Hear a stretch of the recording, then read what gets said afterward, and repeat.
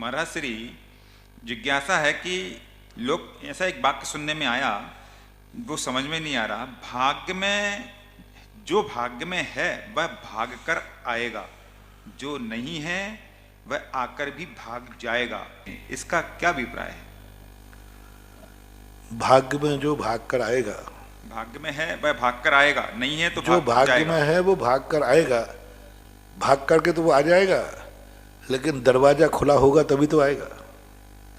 तुम तो शराब की बोतल पी के नाली में पड़े हो, जुआ के फड़ पे बैठे हो, गलत कार्यों में रखे हो, तो भाग्य क्या आएगा? भाग्य जब आता है तो मिल सकता है, कोई बात नहीं है, लेकिन उस भाग्य का स्वागत तो करो। कितने अपने भाग्य में अच्छी चीजें लिखी हैं, लेकिन हम उन भाग्यों को, वो हमारे दरवाजे तक आते हैं, लेकिन हम उनका स्वागत नहीं कर पाते। बहुत कुछ लिखा है। आर्यखंड के मनुष्य और जैन कुल में जन्म लेने के वाले भाग्य में तो पता नहीं क्या क्या लिखा है, क्या क्या भाग्य में लिखा के आया। जैन कुल में जन्म लेने वाले की डायरी मैंने पढ़ी। जो जैन कुल में जन्म लेते हैं उनके भाग्य में क्या क्या लिखा जाता है, उनकी किस्मत मैंने पढ़ी। सबसे बड़ी किस्मत तो आर्यखंड में रहने वालों की किस्मत मैंने पढ़ी कि इनमें क्या क्या लिखा रहता है। फिर उनमें भी जैन कुल में जन्म लेने वाले की किस्मत मैंने पढ़ी शास्त्रों से, कि जैन कुल में जन्म लेने वाले की किस्मत कैसी होती है, कुंडली में क्या क्या लिखा रहता है, सब शास्त्र में लिखा है। जितनी तुम्हारी किस्मत में लिखा है एक जैनी की, क्या उतना तुम वेलकम कर पा रहे हो? उतना तुम कर पा रहे हो? नहीं कर पा रहे हो।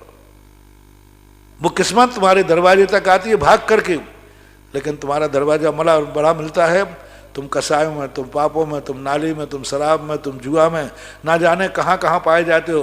बेचारा भाग इंतजार करते चला जाता है। जो भाग्य में नहीं है वो भाग कर जाएगा, ऐसा कोई बात नहीं है। हमारी ताकत यदि है तो कोई नहीं जा सकता। हमारी कुवत यदि है, पकड़ने की ताकत है, तो कोई नहीं भाग सकता। पूज्य रविशरण महाराज ने लिखा है पद्म पुराण के अंदर, जैन दर्शन के अनुसार, लक्ष्मण को जब अमोघ शक्ति लगी, विशल्या के आने पर वो भागने लगी, एकदम भागने लगी, तो हनुमान ने पकड़ लिया। कहां भागती है? देखो, जिसको कोई नहीं पकड़ सकता है, यदि हमारी हनुमान जैसी सागत है तो भागने वाली देव शक्ति को भी पकड़ सकते हैं।